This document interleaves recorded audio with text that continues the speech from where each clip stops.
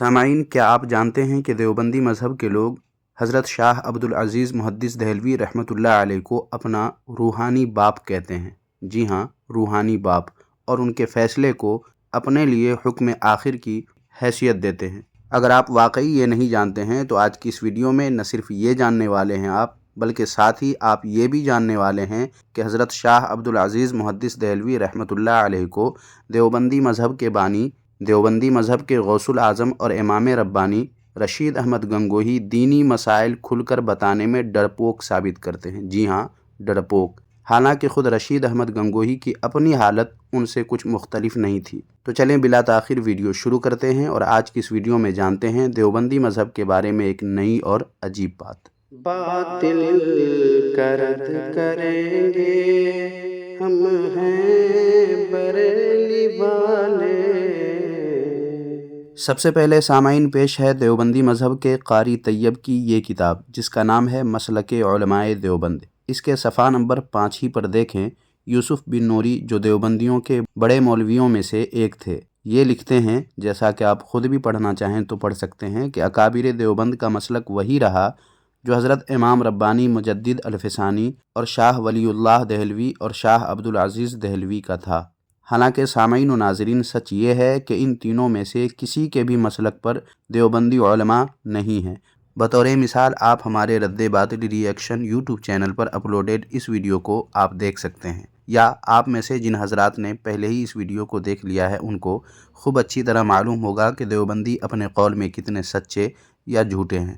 اس video کا link description میں بھی دے دوں گا، اور ویڈیو کے اینڈ میں آنے والے ویڈیو میں بھی لگا دوں گا، تاکہ آپ اس ویڈیو کے ختم ہوتے ہی اس ویڈیو کو بھی ساتھ ہی دیکھ لیں۔ تو سامعین، اس حوالے سے اتنا تو معلوم ہو گیا آپ کو کہ شاہ عبدالعزیز محدث دہلوی رحمۃ اللہ علیہ دیوبندی مذہب میں کتنے اہم مانے جاتے ہیں۔ چلیے اب اس پر ایک اور حوالہ ملاحظہ فرما لیں۔ دیکھیں، یہ ہے دیوبندی مذہب کے امام اہل سنت سرفراز گکھڑ منڈی کی کتاب اتمام البرہان۔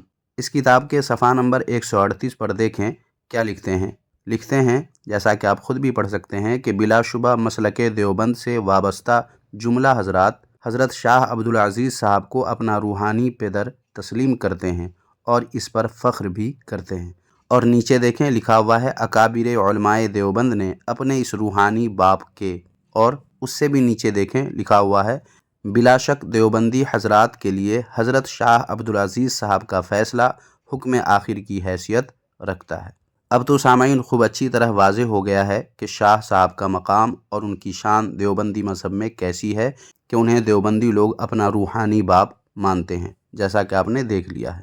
یہاں ایک بات بتا دوں کہ دیوبندی علماء بڑے تقیہ باز ہوتے ہیں، اور رنگ بدلنے میں گرگٹ اور دیوبندی میں اگر مقابلہ ہو تو میرا وجدان یہ کہتا ہے کہ دیوبندی گرگٹ کو چاروں خانے چت کر دیں گے، اور رنگ بدلنے میں اول پوزیشن حاصل کر کے ایک مثالی مقام یہ دیوبندی بنا لیں گے۔ یہ بات میں کیوں کہہ رہا ہوں، آپ یہی سوچ رہے ہوں گے۔ آپ کے اس سوال کا جواب آپ کو آگے اسی ویڈیو میں مل جائے گا۔ یہاں بس اتنا سمجھیں کہ حضرت شاہ عبدالعزیز محدث دہلوی رحمۃ اللہ علیہ کا مقام یہاں کتنا عالی شان بتایا گیا ہے، لیکن حقیقت کیا ہے، آئیے جانتے ہیں۔ دیکھیں یہ کتاب، جس کا نام ہے تذکرۃ الرشید، جلد دوم کے صفحہ نمبر 247 پر دیکھیں، دیوبندی مذہب کے امام ربانی اور غوث الاعظم اور دیوبندی مذہب کو قائم کرنے والے رشید احمد گنگوہی کیا سنا رہے ہیں۔ چنانچہ عاشق الہی دیوبندی لکھتے ہیں، جیسا کہ آپ خود بھی پڑھنا چاہیں تو پڑھ سکتے ہیں، کہ ایک دن مولانا ولایت حسین صاحب نے دریافت کیا، حضرت اس کی کیا وجہ ہے کہ شاہ عبدالعزیز صاحب رحمۃ اللہ علیہ کو سب لوگ اچھا کہتے ہیں اور مانتے ہیں، مگر اسی خاندان کے دوسرے حضرات کو برا کہتے ہیں؟ حضرت امام ربانی نے ارشاد فرمایا، میاں کہوں گا تو تمہیں بھی بری لگے گی اور مجھے بھی۔ بات یہ ہے کہ شاہ ولی اللہ صاحب رحمۃ اللہ علیہ پر بعض لوگوں کے اعتراضات تھے، شاہ عبدالعزیز صاحب ان کو دفع کرنا چاہتے تھے، اس وجہ سے بات لگا کر کہتے تھے۔ ایک مرتبہ شاہ صاحب سے وعظ کے بعد کسی شخص نے پوچھا، حضرت بڑے پیر صاحب کا 2 گانا پڑھنا کیسا ہے؟ سامعین، یہ صلاۃ غوثیہ کے متعلق پوچھا جا رہا ہے۔ تو جب ان سے پوچھا گیا کہ بڑے پیر صاحب کا 2 گانا پڑھنا کیسا ہے، تو شاہ صاحب نے فرمایا، بھائی حدیث میں تو کہیں نہیں آیا ہے، ہاں فعل مشائخ ہے۔ میر محبوب علی صاحب وہاں موجود تھے، کہنے لگے کہ حضرت سائل حدیث اور فعل مشائخ نہیں پوچھتا، وہ تو جواز اور عدم جواز دریافت کرتا ہے۔ شاہ صاحب نے پھر وہی فرمایا۔ اس پر میر محبوب علی صاحب نے کہا، صاف فرما دیجئے کہ جائز ہے یا ناجائز ہے۔ تب تو سائل بھی کہنے لگا، جی ہاں، میری بھی یہی غرض ہے۔ شاہ عبدالعزیز صاحب نے میر محبوب علی کو ڈانٹ کر کہا، تو مجھے لوگوں سے گالیاں سنوانی چاہتا ہے؟ ایک مرتبہ ما احلہ کا مسئلہ لکھا تھا تو اب تک گالیاں سن رہا ہوں۔ اس وقت میر علی صاحب نے سائل سے کہا، سن لو، حضرت اس نماز کو ناجائز فرما رہے ہیں مگر گالیوں کے ڈر سے صاف جواب نہیں دے سکتے۔ سامعین و ناظرین، اب انصاف کے ساتھ بتائیں کہ یہ اپنے روحانی باپ کی تعریف کی جا رہی ہے یا ان کی توہین؟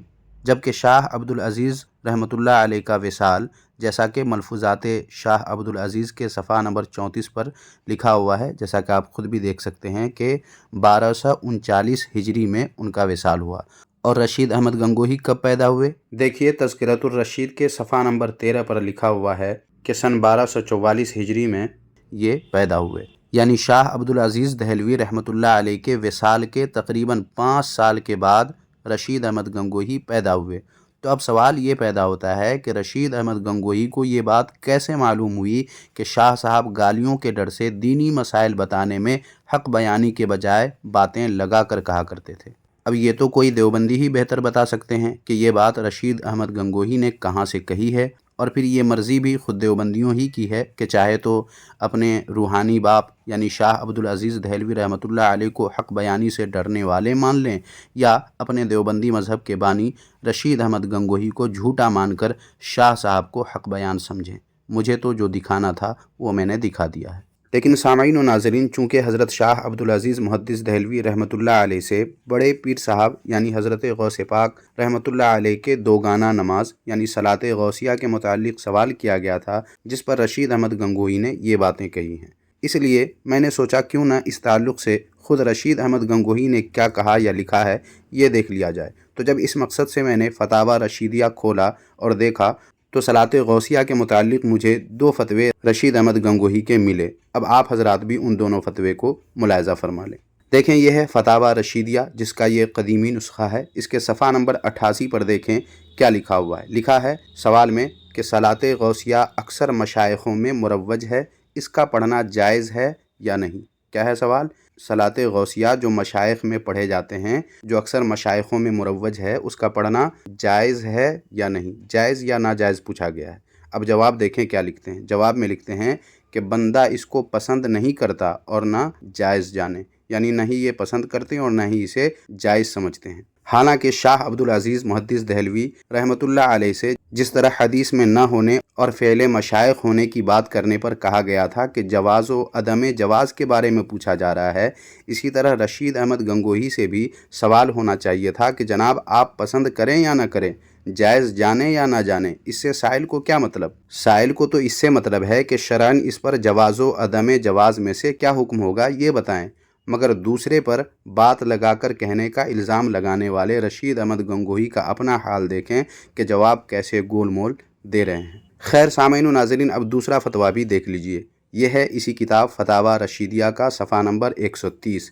دیکھیں اس پر سوال ہوا کہ صلاۃ غوثیہ جو اکثر عوام پڑھتے ہیں جائز ہے یا نہیں؟ یہاں بھی جائز و ناجائز ہی پوچھا گیا ہے۔ جواب میں لکھتے ہیں کہ صلاۃ غوثیہ کی حقیقت ہم کو معلوم نہیں۔ واہ کیا بات ہے!